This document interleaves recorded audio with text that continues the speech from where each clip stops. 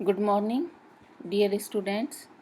आज के इस वीडियो लेक्चर में हम अप्लाइड केमिस्ट्री के टॉपिक गैसेस, पॉल्यूशन और मेटल्स इनके एमसीक्यूज़ की प्रैक्टिस करेंगे और इन सभी प्रैक्टिस टेस्ट के लिंक हम इस वीडियो लेक्चर के डिस्क्रिप्शन बॉक्स में अवेलेबल करा देंगे। मतलब इस वीडियो लेक्चर के डिस्क्रिप्शन बॉक्स में इन सभी प्रैक्टिस टेस्ट के लिंक दिए हुए हैं, तो आप भी उस पर प्रैक्टिस कर सकते हैं।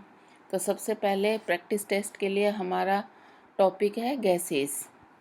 इसके हम फॉर्मेलिटीज़ कंप्लीट कर लेते हैं।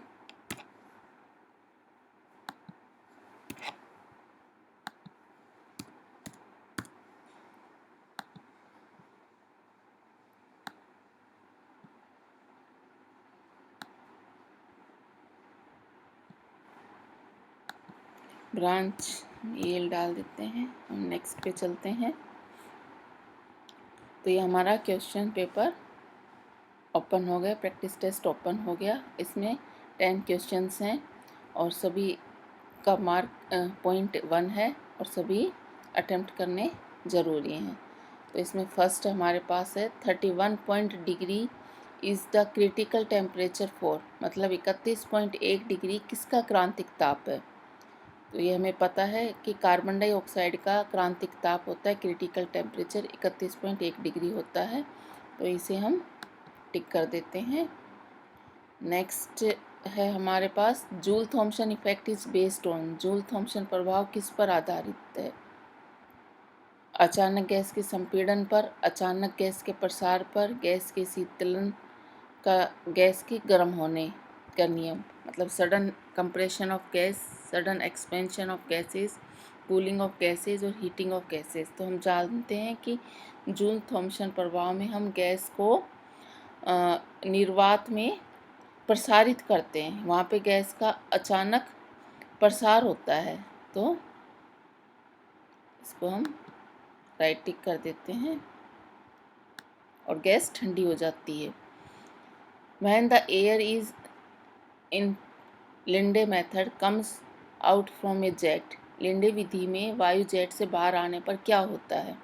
तो हमें पता है कि लिंडेज मेथड गैस को लिक्विफाई करने में काम आता है, और जब इसके अंदर वायु जेट से बाहर आती है तो क्या होती है, हवा फैल जाती है, एक्सपेंड हो जाती है। राइट, तो ये राइट आंसर हुआ इसका। नेक्स्ट है the compressed air in Linde method is cooled by, Linde विधि में संपीड़ित वायु किसके द्वारा ठंडी होती है। तो वो कूल एयर द्वारा ठंडी होती है, शीतल वायु द्वारा ठंडी होती है।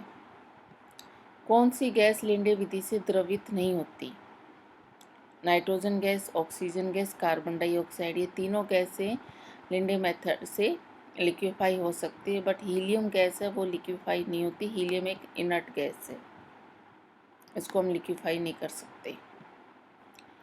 वंडरवॉल के अनुसार आदर्श गैस में कौन से दो कारक संशोधित होने चाहिए। तो हमने वंडरवॉल्स इक्वेशन में पढ़ा था, उन्होंने आदर्श गैस इक्वेशन जो है, आदर्श गैस इक्वेशन क्या है, PV = nRT। तो इसके जो प्रेशर P और वॉल्यूम V में करेक्शन करके नई इक्वेशन दी, जिसे हम वंडरवॉल्स इक्वेशन कहते हैं। तो यहाँ पे संशोधन किया इन्होंने आयतन और दाब, वॉल्यूम और प्रेशर टर्म में। तो ये इसका राइट आंसर हो गया। नेक्स्ट है आदर्श गैस अणु के लिए निम्न में से क्या सही नहीं है। तो ये गैस के अणुगति सिद्धांत से है। फर्स्ट है they have negligible size, Adarsh gas का आकार नगण्य होता है। हाँ, गैस का अणु सिद्धांत भी यही कहता है। इनके अणुओं के बीच कोई आकर्षण बल नहीं होता। They don't have attraction forces, ये भी ठीक है। ये दाब नहीं डालते, ये गलत है, क्योंकि गैस जब पात्र की दीवारों से टकराती हैं तो वो टकराव एक तरीके से गैस का प्रेशर होता है। इसका मतलब ये गलत है, गैस प्रेशर डालती है, दाब डालती है।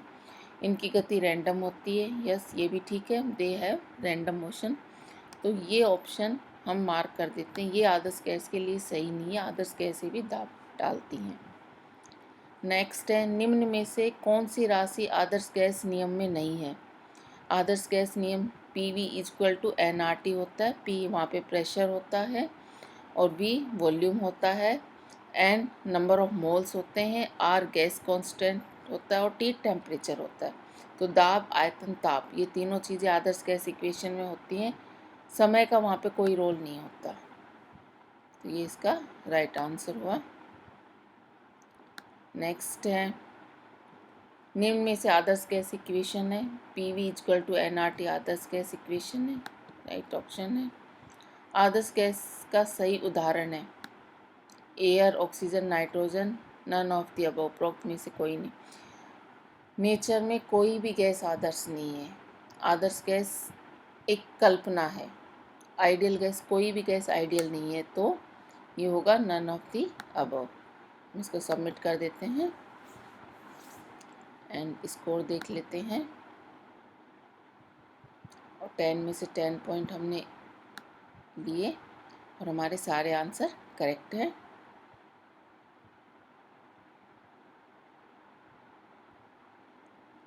ये हमारे देखो सारे आंसर करेक्ट हैं। अब हम नेक्स्ट टेस्ट सेलेक्ट करते हैं, प्रैक्टिस टेस्ट 9। ये यूनिट नंबर 6 मेटल पर बेस्ड है। इसकी भी हम फॉर्मेलिटी कंप्लीट कर लेते हैं।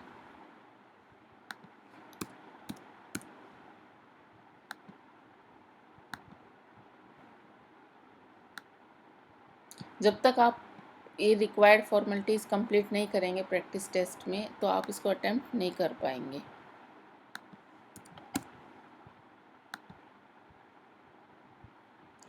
ये हमारा प्रैक्टिस टेस्ट 9 ओपन हो गया। इसमें फर्स्ट क्वेश्चन हमारे पास है, निम्न में से कौन सा कथन गलत है? Which of the following statement is incorrect? तत्व, element such as aurum and platinum, मतलब गोल्ड और platinum occur in free state में मिलते हैं, तो ये कथन सत्य है। प्रकृति में silver,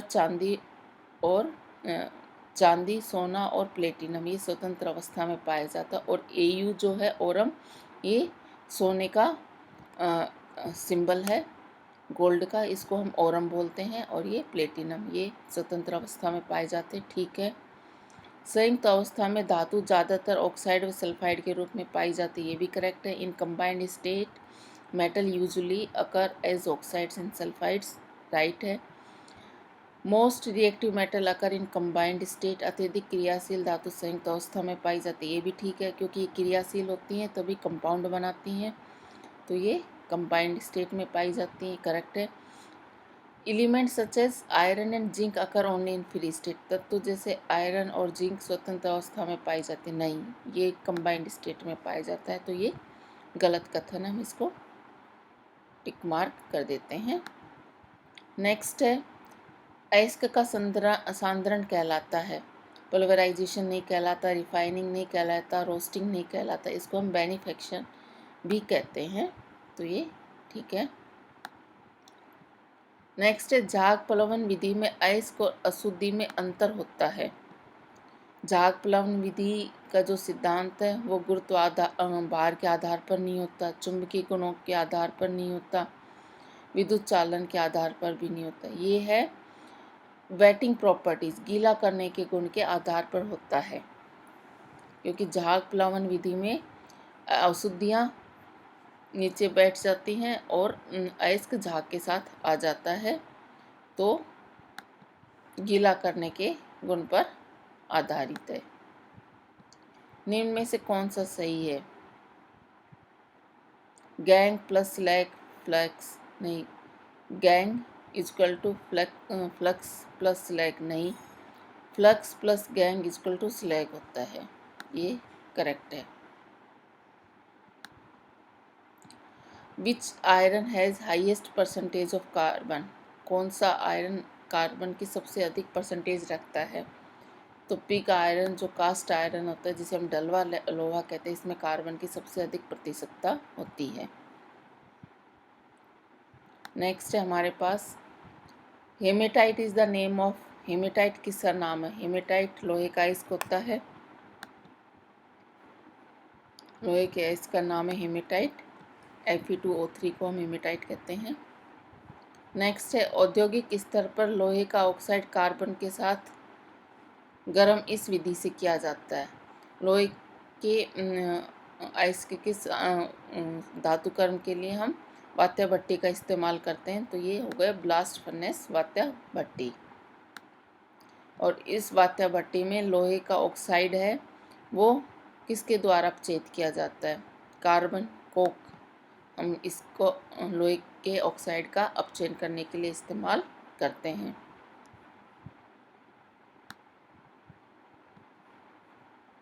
in blast furnace limestone is added to. वात्या भट्टी में चूना पत्थर मिलाया जाता है।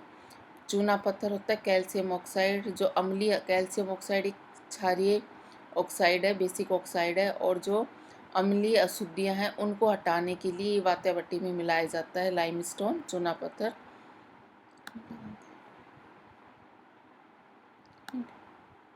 नेक्स्ट है calcination is a process in which ore is heated. निस्तापन में अयस्क को गर्म किया जाता है।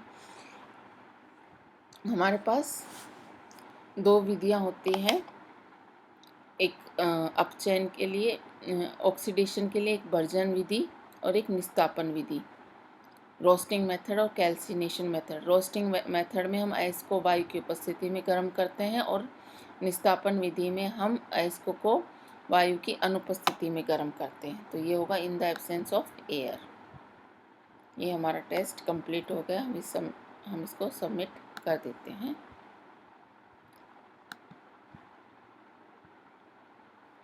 ये इसमें हमारे फुल स्कोर है। एक बार हम हमारे आंसर देख लेते हैं। कौन सा कथन सत्य है कि आयरन जिंक स्वतंत्र अवस्था में नहीं पाए जाते हैं? अयस्क के सांद्र को हम बेनिफेक्शन भी कहते हैं। झाग प्लवन विधि में अयस्क और अशुद्धि में गीला करने के गुण के अंतर का इस्तेमाल किया जाता है। फ्लक्स और गैंग मिलकर स्लैग का निर्माण करते हैं। कार्बन की सबसे अधिक प्रतिशतता ढलवा लोहे में होती है, पिट आयरन में, जिसे हम कास्ट आयरन भी बोलते हैं। हेमेटाइट आयरन का अयस्क लोहे का अयस्क है। औद्योगिक स्तर पर लोहे का ऑक्साइड कार्बन के साथ गर्म किया जाता है। राइट। तो इस तरीके से हमारे सारे आंसर ठीक है। अब नेक्स्ट हमारा टेस्ट है प्रैक्टिस टेस्ट 10। ये पोल्यूशन यूनिट पर है। इसकी हम एंट्रीज पूरी कर लेते हैं।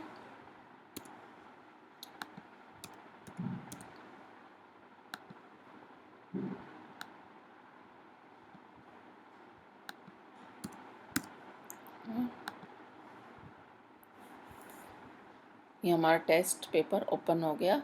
फर्स्ट क्वेश्चन है, निम्न में से कौन ओजोन मंडल के लिए खतरा है? Which of the following is threat to the ozonosphere?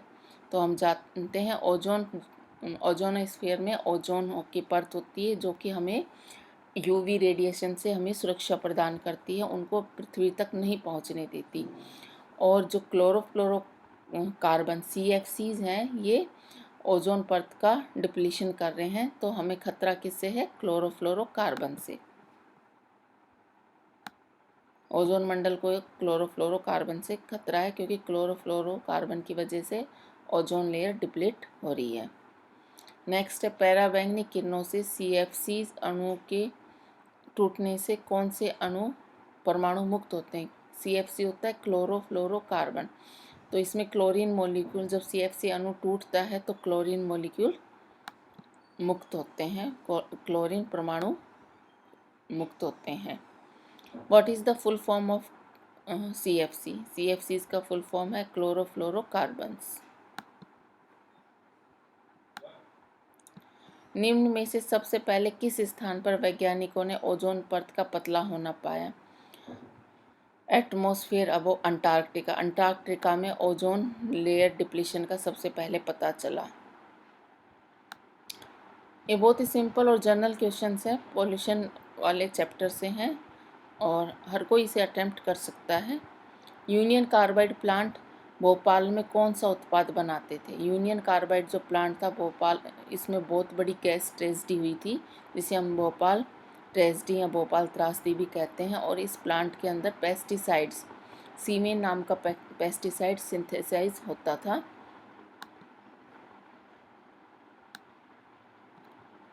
Bhopal त्रासदी किस जहरीली गैस के बाहर निकलने से हुई? भोपाल त्रासदी methyl isocyanate, methyl isocyanate MIC की वजह से भोपाल गैस त्रासदी हुई। ये एक जहरीली गैस है जिससे काफ़ी लाखों में मौत हो गई थी। यहाँ पे मिथाइल आइसोसाइनाइड इसका आंसर नहीं है, आइसोसाइनेट है। इस चीज़ का हमें ध्यान रखना पड़ेगा। आइसोसाइनेट है, CN ना कि CN। नेक्स्ट है, निम्न में से ग्रीन हाउस गैस होती है। Green house gas carbon dioxide होती है, मीथेन होती है, पर सबसे ज़्यादा परसेंटेज कार्बन डाइऑक्साइड का होता है।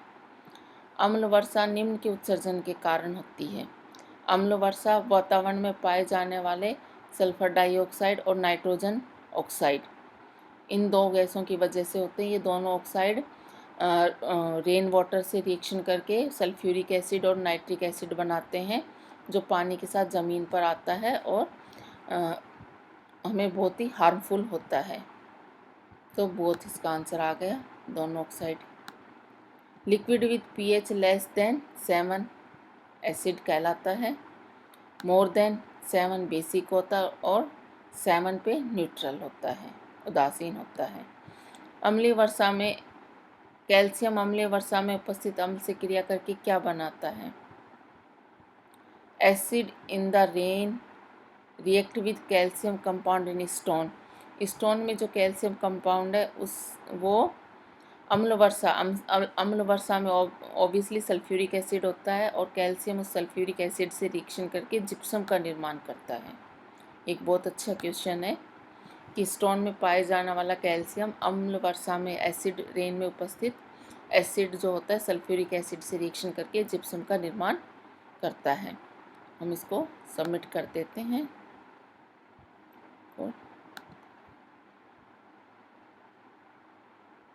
और ये हमने 10 में से 10 स्कोर प्राप्त किए और हमारे सभी आंसर ठीक है। CFC ओजोन मंडल के लिए खतरा CFC है। CFC के टूटने से क्लोरीन परमाणु रिलीज होते हैं। CFC का पूरा नाम क्लोरोफ्लोरोकार्बन है। सबसे पहले ओजोन परत का पतला होना अंटार्कटिका में पता चला था। यूनियन कार्बाइड जो प्लांट है भोपाल में, उसमें पेस्टिसाइड्स का निर्माण होता था। और मिथाइल आइसोसाइनेट MIC जिसे हम शॉर्ट में बोलते हैं, ये जहरीली गैस उससे रिलीज हुई थी जिससे भोपाल ट्रेजडी अकर हुई थी। Green house gas carbon dioxide है, इनमें से कार्बन डाइऑक्साइड है, बाकी मीथेन भी होती है green house gas. Acid rain के लिए सल्फर डाइऑक्साइड और नाइट्रोजन ऑक्साइड दोनों पॉसिबल हैं क्योंकि ये दोनों पानी से रिएक्शन करके एसिड बनाते हैं।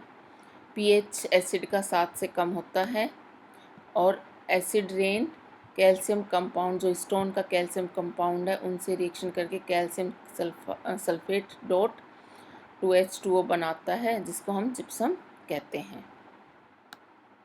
तो ये हमारा तीनों प्रैक्टिस टेस्ट कंप्लीट हो गए और इन तीनों प्रैक्टिस टेस्ट के लिंक हम इस वीडियो लेक्चर के डिस्क्रिप्शन बॉक्स में दे रहे हैं, आप उस पर प्रैक्टिस कर सकते हैं। धन्यवाद।